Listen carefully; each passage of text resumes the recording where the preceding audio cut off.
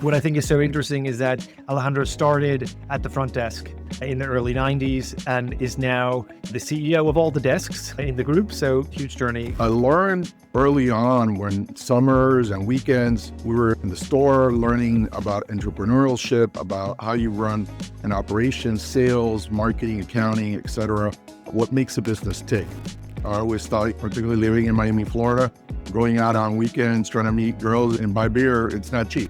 I always say I got an MBA and then I got another MBA when I went and did a private equity deal, particularly when we were the sellers. And today, probably the second or third largest gastroenterology group in the US with over, I think there are like 600 physicians in that group. And when people say, hey, how'd you get into healthcare? And I think about it, the first thing, all paper records. I had people running a 10,000 square foot office trying to look for one chart and literally have to go one by one looking for the chart.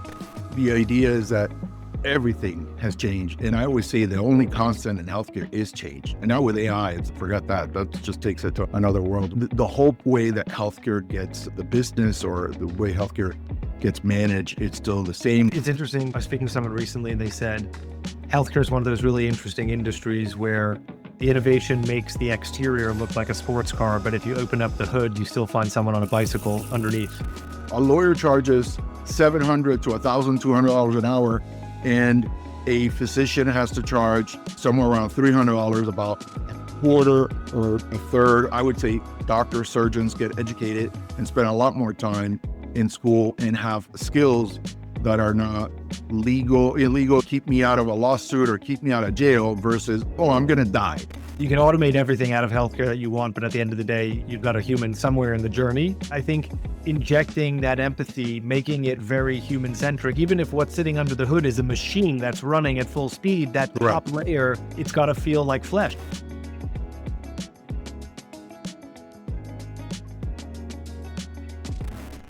So we are back for another episode of The Business of a Clinic.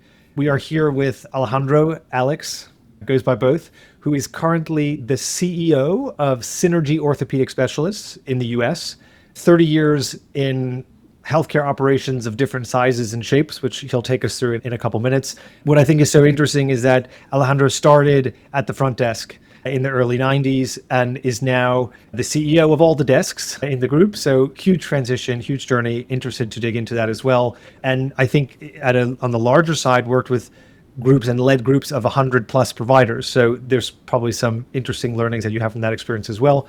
And I know that early on in your career, you built a gastroenterology group into one of the bigger players in the space. So I think we've got a lot of ground to cover. Thank you so much for joining. I wonder if you can maybe start us off with just a quick intro. Obviously, we're getting to know each other, but others do not know you. So give me a sense, help people understand, where are you right now? It's early morning for you in California, but tell us a bit about how you got here. Yeah, excellent. Jared, first of all, thank you for the invite. Thank you for having me on your show. A lot of insight that I've learned by looking at the different shows over the year.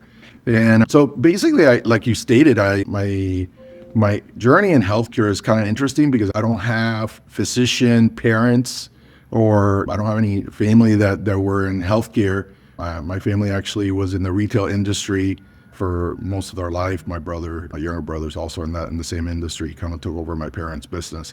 But I learned early on when summers and weekends, we were in the store learning about entrepreneurship, about how you run an operation, sales, marketing, accounting, etc. What makes a business tick. And then I was going to college, putting my way through school. My parents didn't necessarily have the college fund as we do for our own kids. And I had to pay my way through school. So I needed money. And I always thought, particularly living in Miami, Florida, going out on weekends, trying to meet girls and buy beer, it's not cheap. I said, I need to get a part-time job. I need to do something. And I got a job in a doctor's office, kind of working medical records, working the front desk. But I knew a little bit about accounting and bookkeeping, so that gave me a step up. And later on, I learned how to do billing and coding and basically the whole revenue cycle management program. And then over the years, I got my advanced degree and got my bachelor's and got my MBA in healthcare administration, and grew groups from 5-6 doctors to 10, 15, and then 15 to 18, and another group from 18 to 60. And then almost 10 years ago, we went through a journey with basically getting the group in an exit to private equity. It was extremely exciting, I always say I got an MBA and then I got another MBA when I went and did a private equity deal, particularly when we were the sellers. And then later on, I started acquiring with private equity. Did almost 30 transactions in Gastro Health, took Gastro Health from, originally it was 18 doctors when I started. When we did the deal, we were around 50. When we, by the time I exited personally, I left the organization, we're about 150 providers or excess of $100 million in revenue. So a journey of taking a business that was double-digit million in revenue, or low numbers, all the way to basically, hundreds of millions of dollars. And today, probably the second or third largest gastroenterology group in the U.S. with over, I think there are like 600 physicians in that group. There's a lot to pick out of that journey. Two things that resonate with me personally. I also don't come from a family of doctors. It's always nice to hear about people's journey into healthcare who don't necessarily have it in the DNA, as it were. And the other thing that resonated is that I also started at the front desk when I opened clinic, spent a lot of time at effectively reception, and this sort of went from there. So that makes a lot of sense. I guess before we start picking into the different parts of the journey, 1990s is when you found your way into the space. Now we're in 2026. I was able to check the date, 2026 now. What's changed in that period? A lot of things. What are the sort of what are the sort of headlines? Just think about it. Yeah, I always reminisce about this. People, when people say, "Hey, how'd you got into healthcare?" and I think about it, the first thing, all paper records. We use the computer, even bookkeeping back then, Excel. I think it was Lotus 123, not Excel. And it's like just the technology around healthcare from a business perspective, and then the technology, which I don't necessarily speak around clinical aspects, but living with doctors for so many years, the advances in technologies. I was in gastroenterology for many years. The event of biologics coming into Crohn's, colitis, and many other. Today, we don't think twice before saying, "Oh, I'm going to get an injection, and I'm going to give it to myself, or I'm going to go get an infusion." Whether it's IV therapy or you're going to get a medication that needs to be introduced through IV. The technology, the advancements around pharma, the advances around imaging, the advances around just the flow of information. I remember we would do medical records, so therefore they were on paper, and we were trying to look for a chart, or somebody needed a chart. And I had people running a 10,000 square foot office trying to look for one chart, and literally you have to go one by one looking for the chart. Or claims. I remember claims when we were still printing claims. I remember when at the beginning I had to do for Medicare these blue cards in Florida. These blue cards because I guess Blue Shield managed Medicare at the time. And you have to bubble in things. Basically, it was ready to be scanned through their computers. I remember we started doing coding, and then later on through the computer, and then the computer allowed through a dial-up modem, because I'm AOL age. It was D or whatever. And basically just dial-up modem your claims to whoever the provider was, Medicare or Blues or United, where now you would never even think of having to print out a paper claim for anybody. The medical group physician space versus I could probably run hospitals or be in the nursing business or be in any other business for that matter. I could run, and I have run other businesses other than healthcare organizations. So the idea is that everything has changed. And I always say the only constant in healthcare is change. It's always changing, literally every year, something, every month, every couple of days or something. And now with AI, forget that. That just takes it to another world where we're going to little by little transform the way that healthcare is perceived and adjusted, the experience itself. So it's interesting. On the one hand, I totally agree with you. A lot of things have changed. I was not in healthcare in 1990, but a lot of things have changed even in the time since I have been in the industry, last sort of 10, 12 years. And yet, I often feel like healthcare is one of the slowest sectors to change.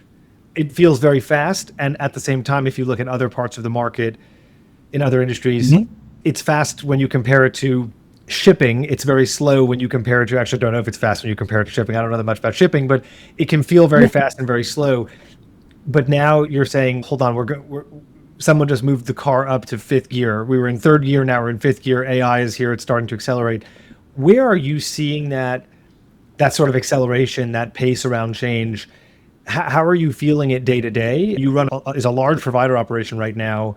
Where does it show up in your 9 to 5 or in your 8 to 8 or whatever hours you work? Where does this show up? Where do you feel it the most? Yeah, I think right now, in particular, like we evaluate practices that we're looking always to acquire or merge into our enterprise.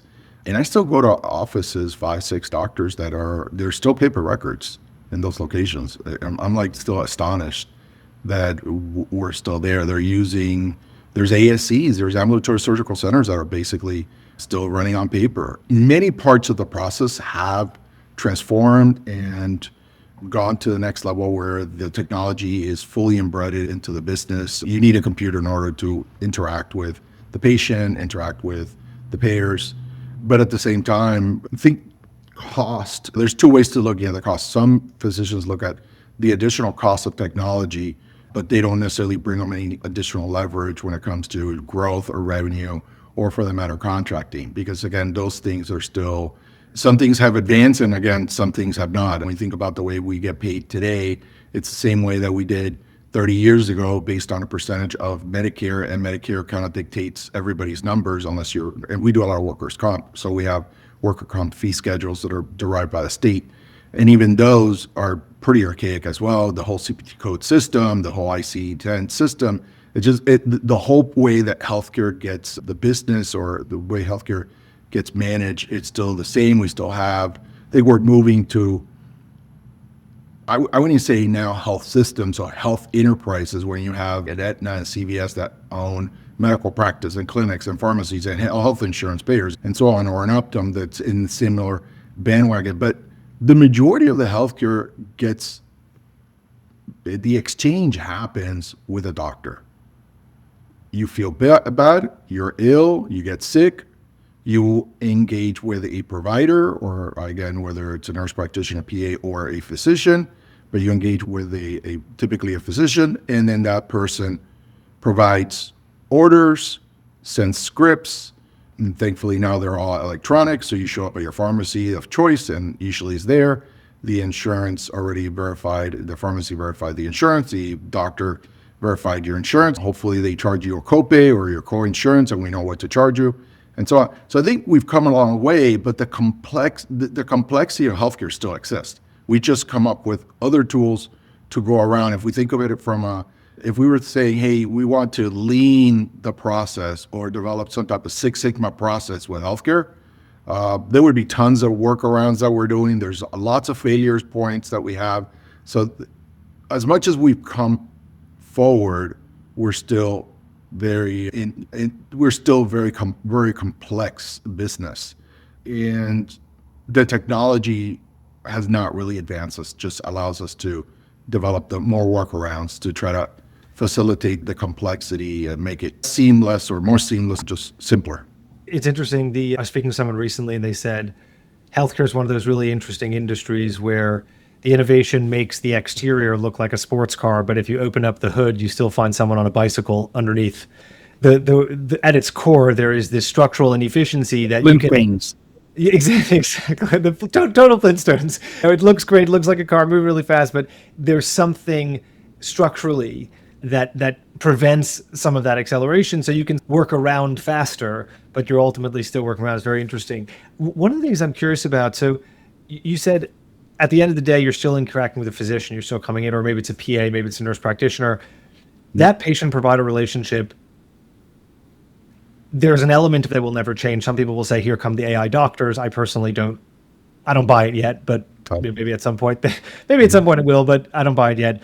But a huge amount of the care continuum happens when the patient is not physically there. So they may come in for a question, for help, then they leave.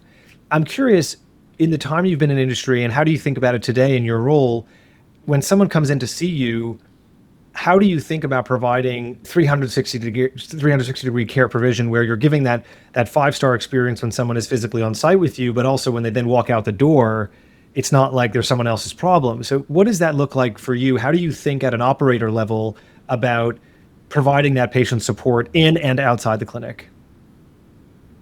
Yeah, I think the question's even more basic than that, because you're already assuming that somebody got in. So I think the biggest problem in healthcare, it's truly access. There's limit access due to narrow networks, limit access due to your lack of insurance and high cost of healthcare.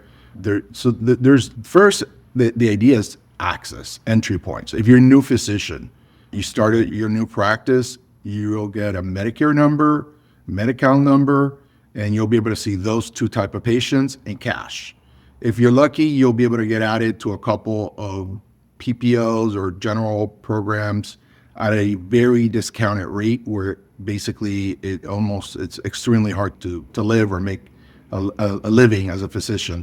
And then you have, as time goes by and you develop some expertise or maybe some type of boutique type practice, maybe you say, I'm going to be a concierge type physician, so therefore I'm going to provide 24-hour care.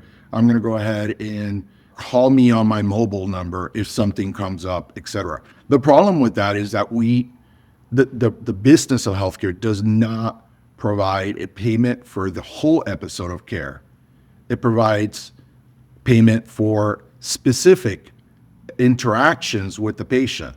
For example, you come into the office, you see your doctor, he prescribes some medicine, you're supposed to come back, let's say in a year, but within that period of time, within that year, other things come up.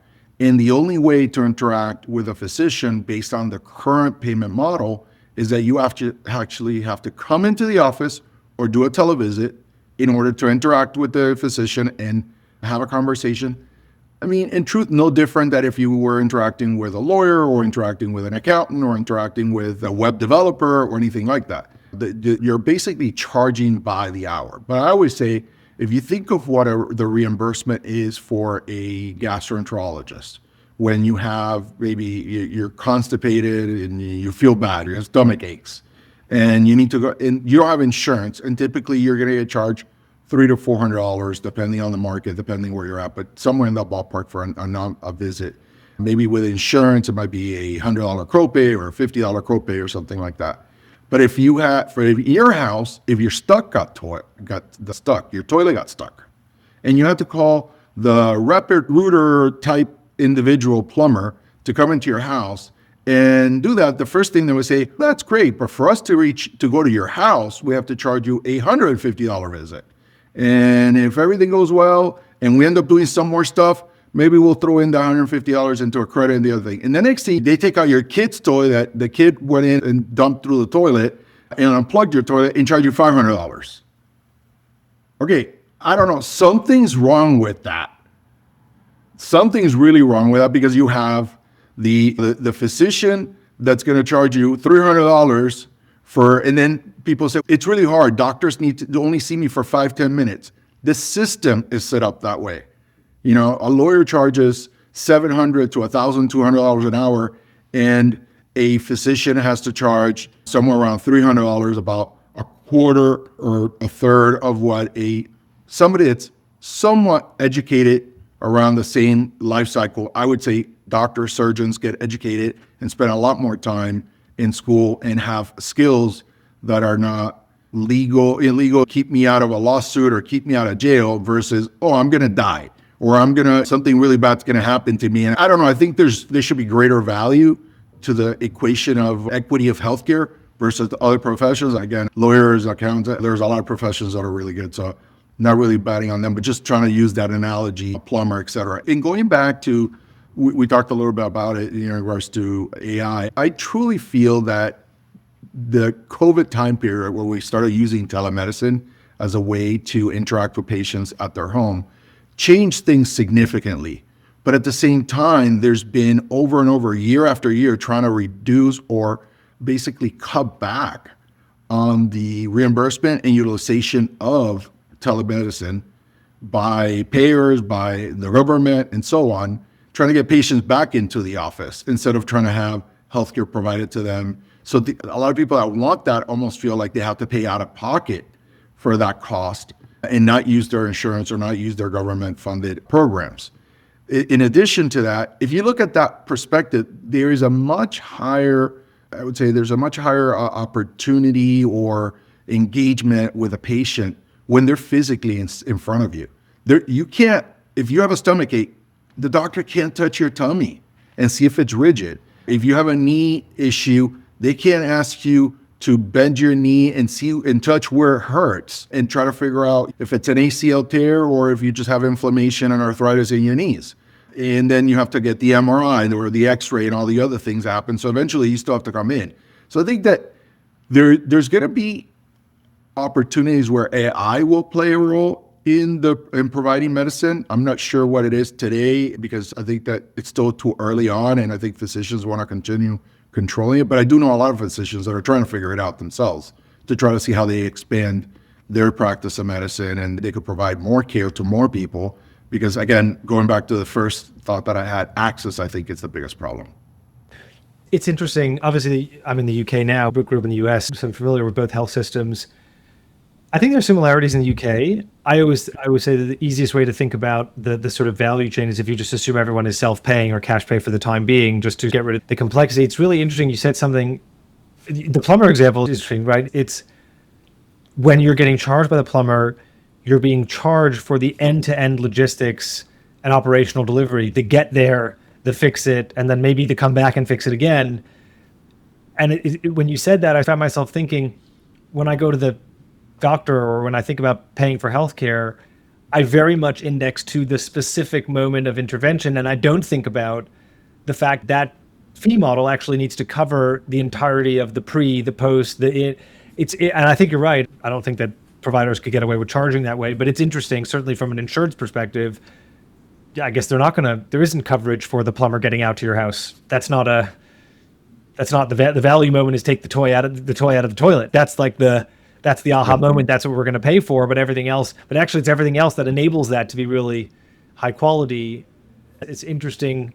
Yeah, it's an interesting way to look at it. I'm curious, in your own experience, I think people who work in healthcare, if they don't come from background in healthcare or families in healthcare, I think you start to develop your own ethical compass, moral compass around the rightness, the wrongness. What are the gray areas? What are the black and whites? I'm curious if you think about the billing model, the patient versus customer conversation. On the one hand, you have to provide clinical care. On the other hand, you have to provide good customer experience.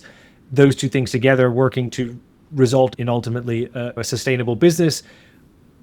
How do you balance the care provision and profitability equation? What are the sort of internal heart and head strings that you sometimes pull on to do the best for the patient, but also to do the best for the provider? And likewise, if you've done stuff in private equity, so there's obviously a very strong commercial mandate and agenda as well. So quite curious to how you balance those things as a healthcare leader. Yeah, I think that as a leader, or particularly a leader that's an operator, not necessarily a clinician, I think I look at it in a different way or a different scope. The actual, my job, in my opinion, is more around developing a biosphere, a program, a network of policies and procedures and interactions and opportunities so that the clinician can provide the most optimal care at the highest level of specificity, provide excellence in the experience, and for sure, outstanding medical care. Quality has to be there. I think all physicians want to provide the best care for their patients. They also want to get remunerated fairly for the work they do. Granted, the programs that exist today, they feel like, for example, they're told if you overcode, it's fraud and you're going to go to jail. So it's easier for them to say, maybe it should have been a level 5, but I'm not sure. So let me charge a level 4 because I prefer undercode than overcode. I feel like most providers tend to undercode or underbill for their services. In addition to they're physicians, they're clinicians, they're not business people. They were not taught business, they were not taught coding, they were not taught how an enterprise works, how a financial sheet, basically a P&L works, reviewing income statements, reviewing the metrics of organizational management and figuring out how many employees they need, they don't. They look at us, do I have money in my bank account? And can I pay for my kid's school? And can I pay for the car? And can I buy a home? They're just like everybody else. They're just trying to make a living. They went through a lot of schooling because somewhere in their life they thought, hey, I want to be able to provide medical care or surgical care or whatever type of care they had to the community that they serve. That's really what they want to do. Everything else in my job is to make sure that I develop a system and people around them to make their life easier so they can provide that great experience and that great quality medical care. I wonder, in the journey from front desk to CEO,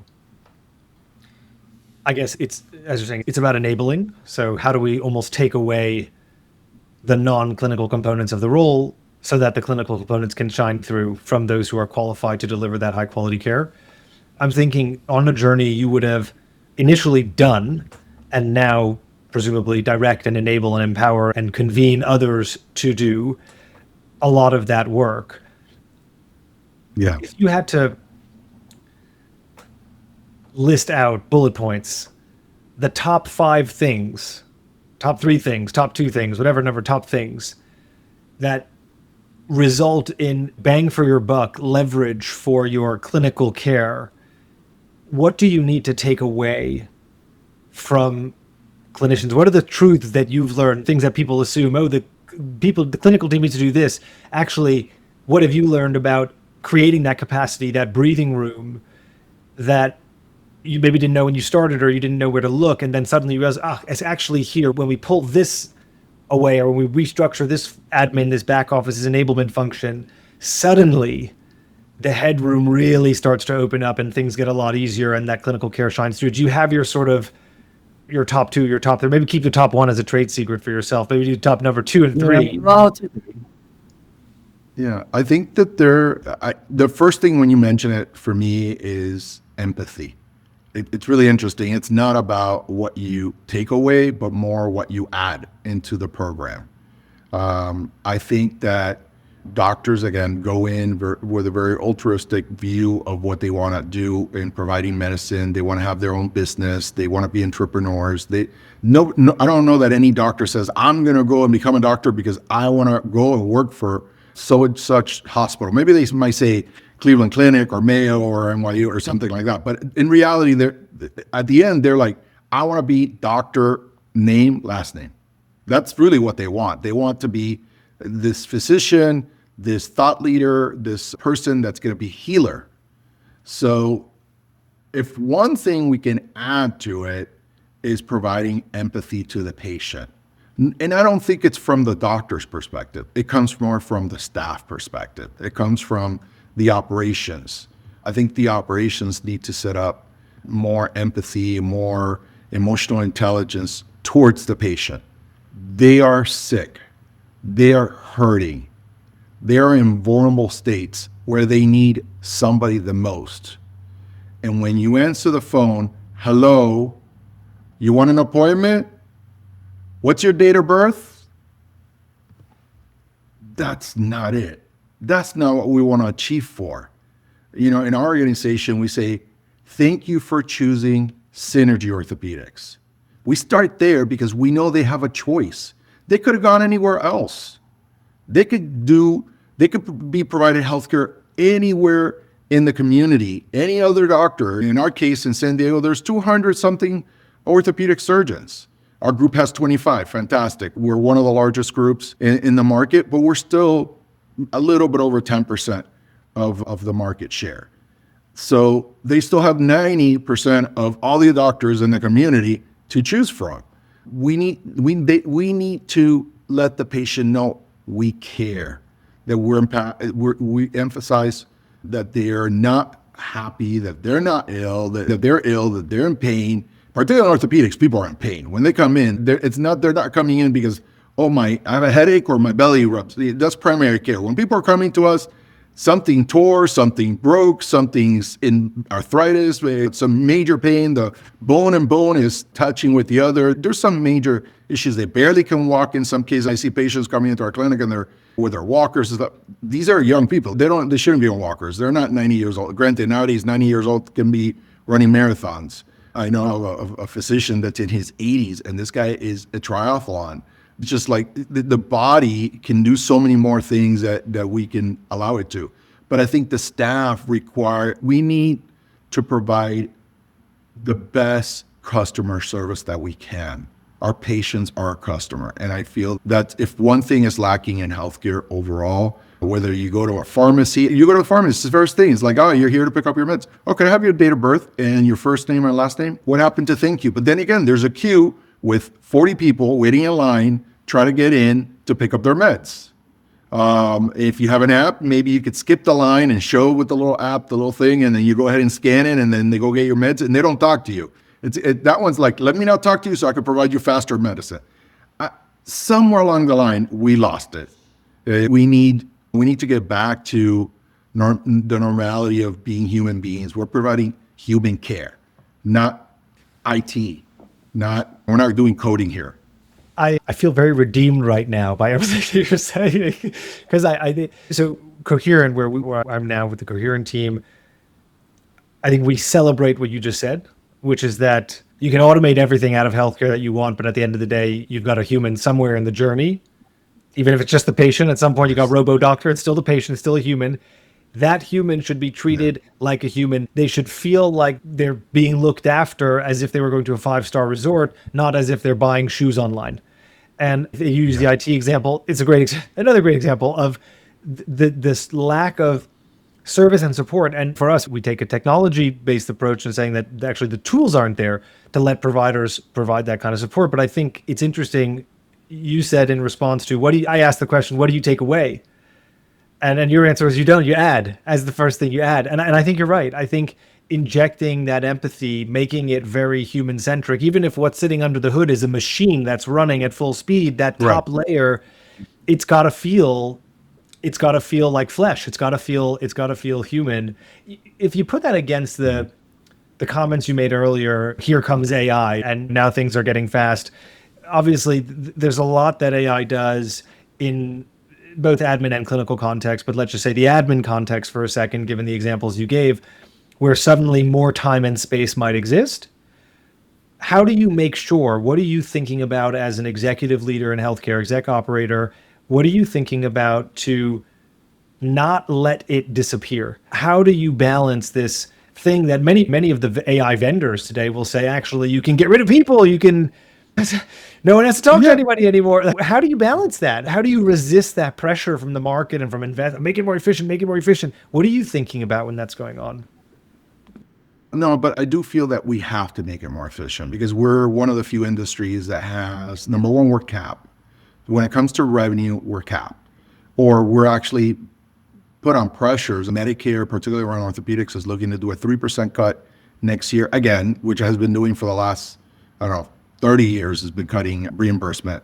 And then particularly for joint replacement, which again is a big expenditure in Medicare, because typically the patients that get joint replacements are patients that are over 65 in most cases, just the body just wears down. They're looking to do close to a 12% cut. So when you think of a 12% cut and you look at a typical orthopedic practice runs at a 50 to 60% overhead, that's a much bigger cut to the doctor. You're talking about a 30% cut in take-home pay. Granted, people don't look at it that way. They just like, healthcare is really expensive. On the other hand, you have drugs that cost thousands of dollars every month that everybody wants. Of course, they want the insurance to pay, and the insurance kind of has to do this.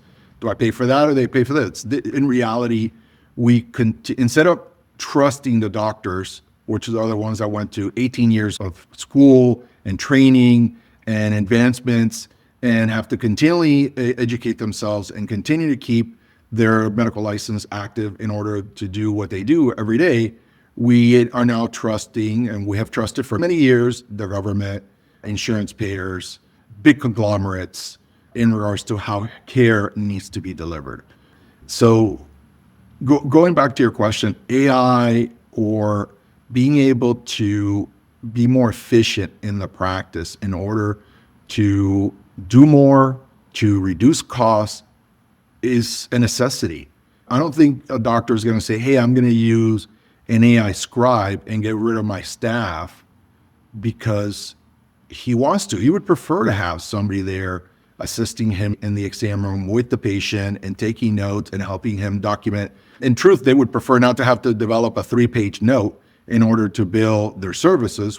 But at the same time, we do have to embrace AI. Like, for example, about a year and a half ago, we worked with GE on a project that somebody developed with them with our MRI magnet to speed up the processing time of an MRI and the quality and the clarity of the imaging capture of the MRI using AI. That allows us, instead of doing, I think we were doing somewhere around 12 to 13 MRIs a day, we went up to 17 to 18. So being able to do 30 to 40% more MRIs in the given day with a physical infrastructure that is already paid for and staff that's already paid for allows to bring a significant amount of opportunity, EBITDA, to the bottom line, to the physicians, the shareholders that own that MRI. If you're the hospital, it goes back to the hospital. If the hospital's not for profit, it goes back into infrastructure. Maybe they use the money to pay their doctors, nurses, and staff, and so on.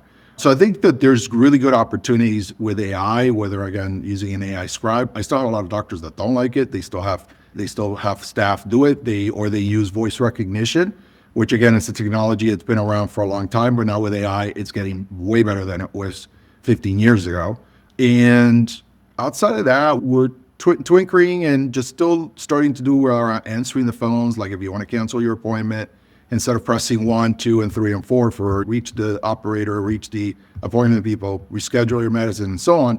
There's some really easy give me's that you can use AI for in regards to going ahead and speeding the delivery of that healthcare, particularly the healthcare you don't get paid for, because you don't get paid anything extra for renewing a prescription or for canceling an appointment or for making an appointment. You only get paid if the appointment is made.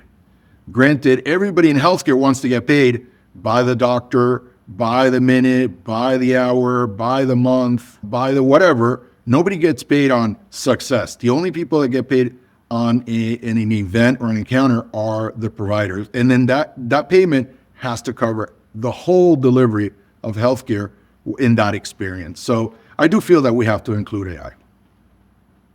It's interesting when you think about consolidation more generally, or private equity, or sort of group movement into traditional service-based businesses, healthcare being one of them. I know that this idea that healthcare has historically had a revenue cap based on the physical facility or the site footprint is a very real constraint. But it's interesting that you're saying, actually, it's not that suddenly you've added 10 rooms and bought a new building. It's actually that the theoretical capacity of your existing asset, of your existing infrastructure goes up, because now you're able to do 30-40% uplift in MRI completion in a given week. That's, you might as well have another MRI machine. That is a material change to the revenue footprint and to the profitability of the practice. And some of the groups that we work with, I think, have a similar view, which is actually, if I can change throughput or patient service efficiency and or triage differently, then suddenly I don't need new buildings and new staff and new rooms. I can just move the journey through more efficiently. Obviously, that moves the needle as well. I'm conscious of time. I'm also conscious that you are currently in a role where you're on the very front line of making decisions around all things healthcare operations, but particularly technology adoption. I'm curious, when you think about bringing in new stuff, tech or otherwise, new stuff, what is your guidance, recommendation from the years that you've spent being the user, being the adopter, being the buyer, being all the different roles you've had? How do you know snake oil from substance? How do you know, what's your sixth sense on that feels right, that feels like the right direction of travel, versus that looks shiny, but actually I'm not so sure about what's underneath the wrapper? How do you establish that? Part of it is probably just pattern recognition and experience, but if you had to say, okay, I've got scars from making those decisions the wrong way, I've seen people make those decisions the wrong way, when did it go bad? And how do you make sure it doesn't happen again, given how much new stuff is available? In the last 5 years, it's like 25 years of innovation compressed. How do you make good decisions about what suppliers or what vendors you're going to work with? Yeah, I compare this whole era of AI a lot to when I implemented electronic medical records 15, 20 years ago. Back then, maybe you had the billing system, and people have paper records. So at least the technology was there from a scheduling perspective, a registration perspective. It gave you something to send out claims, but the medical record was living somewhere else. And many times I've had practices that had two separate systems that talk to each other or interface with each other. And people have to screens, and they have to work with the practice management software, then EMR. And back then it was, we don't have this feature, whether it's, oh, show me the next available appointment to schedule a patient. And it's like, oh, we don't have this feature, but in our next release, we'll have that. And I kind of hear that now with AI. It's like, we have this, we use, let's say, scheduling, or telephony, AI, so we can replace the people that answer your phone and make appointments. And I say, that's great. Inbound or outbound? Oh, we do inbound. Okay, great. And can it do outbound calls? Can it call people? Oh, no, we're not there yet, but we're developing that. That's coming soon in our next release. And I do feel that they're not lying. I think the difference back then, coding, the way you handle things just took a lot longer to develop, where now you can sit down with any of the models, an open computer, and build a story, write a book, develop, I don't know, some thesis. You want the thesis to become a program? Click on code, and all of a sudden the thing has a program, and you click on it and it goes to the internet, and it has pictures and video. Oh, you want it to talk to you? Add some type of Kling AI or some other animation, and all of a sudden there you have a person talking to. And it's incredible the things you could do today compared to what it was 15, 20 years ago. I almost feel sometimes, I remember my grandmother passed away a couple of years back. I don't know, she would probably be like 120 or 130 years old today if she were alive. But I remember me trying to explain this person that was born in the early 1900s, how a fax machine worked. You know, for her, it was, what do you mean if I write a letter and I put it in this machine, it's going to show up somewhere else and they're going to see my handwriting? You mean I don't have to use the mail and put a stamp? Because she came from that age of having to write a letter and mail a letter to a friend, and that's how you communicate it.